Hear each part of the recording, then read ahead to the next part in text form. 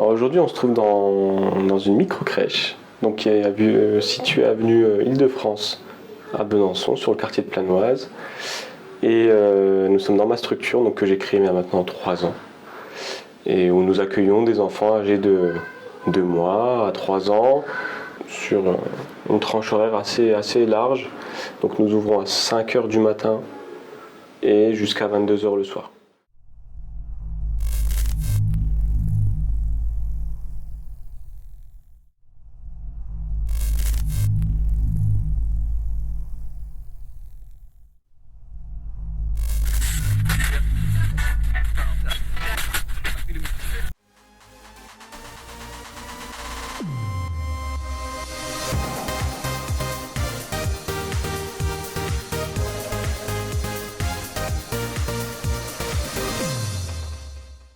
Avec nous, la petite particularité, c'est que par rapport à d'autres structures sur le secteur, c'est qu'on ouvre surtout très tôt le matin.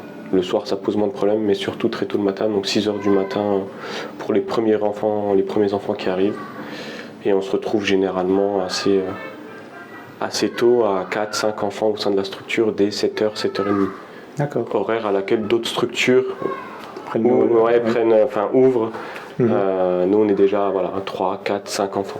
Nous sommes dans le quartier de Planoise, oui. À Besançon. Quartier qui, j'imagine aussi, te tient à cœur. Cette implantation, elle n'est pas au sein du quartier, elle n'est pas due au hasard. Qu'est-ce qui t'a mené à créer DBB à Planoise? Dans le secteur de la petite enfance, donc notamment en micro-crèche, c'est comme les poules, ils en pondent tous les jours. et du coup, moi je me suis rendu compte que sur Planoise, notamment sur Besançon, sur le secteur de Planoise, on n'avait pas énormément de structures.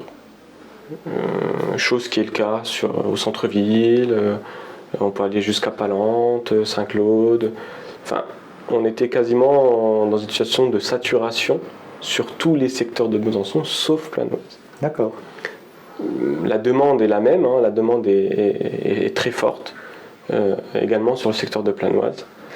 Et c'est ce qui m'a poussé, ce qui m'a amené à réfléchir sur la question de pourquoi n'y a-t-il pas de structure sur le quartier de Planoise, et d'essayer de comprendre pourquoi. Et avec tous les avantages qu'il y a à côté, que ce soit en termes de vie, c'est-à-dire que là on est dans un secteur où vraiment ça vit énormément, il y a beaucoup de demandes, c'est très dynamique. Il y a une politique de la ville qui va dans ce sens-là en essayant d'accompagner ce dynamisme et d'essayer de redynamiser le quartier de Planoise. On est dans une ville, on est sur le plus gros quartier de Besançon. Et je ne vois pas pourquoi en fait on n'aurait pas cette possibilité de garde et ce service-là aux habitants de Planoise, à proposer aux habitants de Planoise. Et alors qu'ailleurs, on avait des structures de ce type un peu partout, quoi. Nous avons eu sur les 2 premières années, chose que je continue de faire, un programme spécial pour parents qui souhaitaient se réinsérer. Sans se dire crèche VIP, ou je ne connais plus le nom, mais à voie d'insertion professionnelle. Une structure de ce type-là, on n'a pas cette dénomination-là. Mais dans notre esprit et dans le projet que je voulais porter, c'était de réserver des places à des parents qui souhaitaient se former, se réinsérer, tout en proposant une tarification un peu plus avantageuse, notamment sur les premiers mois,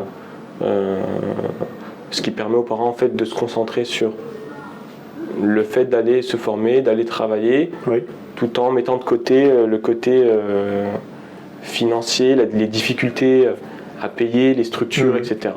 C'est vrai que contrairement à une crèche municipale, à une crèche classique, on est sur un système qui est un peu différent. La CAF intervient toujours, mais on est sur des tarifications où on reste à charge aux parents quand même un peu plus élevées qu'en structure classique.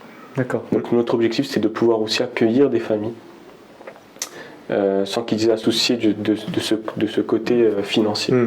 Donc du coup, moi j'ai reçu, via l'expérience des 3 ans, énormément de demandes de parents qui souhaitent se réinsérer, se former. Je commence une formation, elle dure 6 mois. Je commence une formation, je vais reprendre un travail, je vais travailler en intérim. Donc vraiment se réinsérer dans la vie active. Et on a eu énormément de demandes dans ce cadre-là. Et notre objectif, c'est vraiment d'aider le maximum de parents possible. On a implanté sur Planoise. Certes, il y a la clinique et l'hôpital. Donc on a aussi beaucoup de parents provenant de ces secteurs-là qui travaillent, qui habitent à l'extérieur du quartier, mais qui travaillent dans ce secteur. Mais on a également des parents qui sont issus du secteur, qui habitent dans le secteur, qui travaillent peut-être ailleurs, au centre-ville par exemple. On a un parent qui travaille une maman qui travaille au centre-ville, qui vient emmener sa fille le matin et qui prend le tram et arrive directement sur son lieu de travail. Donc on essaye aussi d'allier les deux. Ce serait un peu bête de s'installer sur le quartier et de ne pas proposer de solution de garde aux parents habitant dans le quartier, quoi.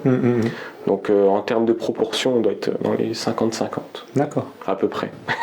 Ça varie selon les années, selon les inscriptions. Alors là on est dans mon endroit, donc c'est le bureau alors où je travaille en été seulement le matin parce que l'après-midi il y a le soleil qui tape sur les vitres. Alors c'est un peu plus compliqué. Mais c'est là où je suis, j'essaie d'être présent. Voilà, moi je suis surtout sur tout ce qui est côté administratif, relations parents et mise en place de projets en lien avec la référente technique, donc éducatrice de jeunes enfants. En sachant que nous on fonctionne avec une application mobile où les parents en fait ils ont accès à plein d'informations concernant les repas, ce qu'a mangé l'enfant, quelle quantité, est-ce qu'il a bien mangé ou pas, les siestes, le temps de sieste, est-ce qu'il a bien dormi, pas bien dormi, et puis des petites anecdotes, des petites photos durant la journée. Donc ça, ils y ont accès toute la journée. Et certaines informations qu'on filtre, donc on ne donne pas, pour qu'on puisse avoir notamment justement ce temps d'échange en fin de journée, et pour pas que les parents nous disent finalement ah non mais j'ai tout vu sur la tablette, c'est bon, j'ai tout vu sur l'application, je prends mon enfant et je pars. L'idée est quand même d'avoir ce moment privilégié. Voilà, le risque avec ce genre de système, c'est que on supprime le lien humain, mais c'est quelque chose qu'on arrive à gérer dans le sens où on filtre un peu les infos, on ne met pas forcément tout. Il y a toujours une ou deux petites anecdotes qu'on peut ressortir et que les parents n'ont pas forcément comme information, quoi. Après c'est sûr qu'en crèche c'est un peu compliqué parce qu'on a les mêmes règles pour tous les enfants, on fonctionne de la même manière avec tout le monde, mais en microcrèche on a cette qualité-là, cette chance-là de pouvoir suivre un enfant de manière personnalisée et individualisée. Chose qu'on ne peut pas forcément en grosse structure avec un nombre d'enfants qui dépasse peut-être les 20, 25, 30, même si on fonctionne par section. Mais ce moment privilégié avec les parents, nous on essaie de casser la barrière en fait finalement, alors tout en restant professionnel. Nous sommes 4 à travailler dans la structure. D'accord. Enfin, moi exclu. Donc il y a 4 professionnels qui travaillent tous les jours auprès des enfants. Qui se partagent le temps de travail en fait finalement sur toute la journée. Nous avons des temps forts où nous sommes généralement 3 ou 4, notamment les temps de midi et les temps de sieste. Où là c'est un peu c'est des temps de rush. On prend le temps aussi parce que il faut être apaisé pour que les enfants soient apaisés. Donc on n'est pas non plus on n'a pas d'horaire fixe. On prend le temps. Ce sont des personnes, des professionnels qui ont, un parcours, une formation particulière. Oui. Alors comme je vous ai dit sur le poste de référent technique, donc on a une éducatrice de jeunes enfants. Et sur les autres postes, donc elles effectuent toutes le même travail, sauf que la référente a un autre travail plus bureau. Plus côté mise en place de projets et tout ce qui est réflexion. Donc c'est cette personne-là qui vient encadrer l'équipe. Et puis derrière, donc elle a 3 CAP petite enfance, donc en termes de diplôme, donc des CAP petite enfance qu'elle vient encadrer, mais qu'elle accompagne aussi durant la journée, notamment sur le travail. Donc elles effectuent vraiment le même travail, c'est vraiment une équipe vraiment soudée, c'est vraiment un travail de tous les jours avec les enfants et également un travail de réflexion derrière pour pouvoir améliorer leurs conditions de travail, parce qu'on est là aussi pour avoir du personnel qui est souriant, comme on a dit, ça reste important. Qui est là, qui aime travailler avec les enfants, ça c'est une obligation, mais également d'avoir tout ce côté-là de réflexion pour pouvoir améliorer les conditions de travail du personnel, améliorer l'accueil des enfants et améliorer finalement le service qu'on propose aux parents, tout simplement. Nous sommes donc en ta compagnie chez DBB. DBB, c'est une structure qui a ouvert il y a quelques années, je crois. Bientôt 3 ans, donc on a ouvert exactement le 5 octobre 2020. D'accord. Oui. 5 octobre 2020, donc en plein Covid. Donc un peu compliqué peut-être au début, mais une fois qu'on commence les démarches d'ouverture et qu'on se plonge dedans à fond, finalement on ne peut pas faire machine arrière parce qu'on a des frais qui en découlent, du local, du loyer, etc. On a également un engagement auprès des parents parce qu'on communique bien avant, bien en amont, pour pouvoir avoir des inscriptions lors de l'ouverture. Donc on ne peut pas se défiler au dernier moment. On a fait le choix d'ouvrir parce que on savait qu'il y avait une réelle demande, donc il n'y a pas eu de souci de ce côté-là. Et depuis le 5 octobre 2020, donc ça fait bientôt fêter les 3 ans d'anniversaire et de prévoir quelque chose. Est-ce que tu as été amené à rencontrer des personnes pour t'accompagner dans ta démarche? Oui. Alors, au début, c'était juste une réflexion que j'avais parce que j'avais vu certaines infos, certains documentaires aussi sur les manques de places en crèche, etc. Et on m'a dirigé vers BGE. Parce que finalement, j'avais plein d'idées, mais je faisais pas grand-chose. Oui. Il n'y avait pas d'action qui en découlait. Oui. On m'a présenté BGE, via une personne que je connais de la famille, qui connaissait cet organisme-là, qui m'a envoyé à BGE et j'ai rencontré Anaïs David à BGE. C'était à Palente. Chef de projet Cité Lab. Oui, donc c'était à Palente, mais ça devait être en 2017. Elle me corrigera si je me trompe, mais ça devait être en 2017 ou 2018. Grand maximum. Et on a commencé à bosser sur le projet. Donc on a dans un premier temps échangé. Et puis on a vu que j'étais vraiment motivé, donc on a commencé à mettre en place des étapes finalement sur la construction du projet. Il y a une chose souvent qu'on détermine comme étant la différence entre le rêve et le projet, c'est de définir des étapes et des échéances. Ouais. Voilà. Ouais. Sans étapes, sans échéances, ça reste du rêve.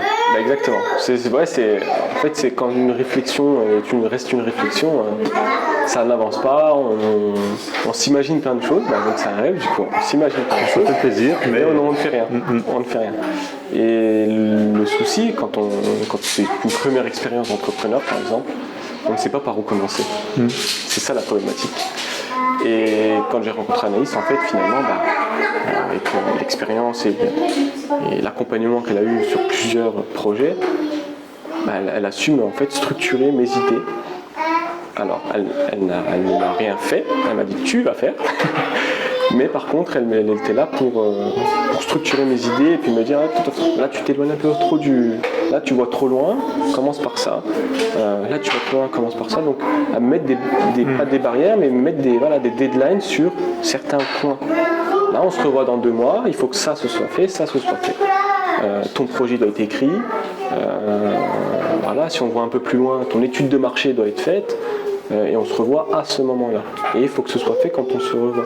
Et ne pense pas à autre chose pour le moment. Donc c'est un peu ça qui m'a énormément aidé parce que ça m'a permis de vraiment mettre des actions sur mes réflexions. C'est ça. Et un pas après l'autre. C'est exactement. Et un pas après l'autre et puis dans l'ordre qu'il faut. L'objectif c'était de structurer mes idées et puis d'y aller étape par étape.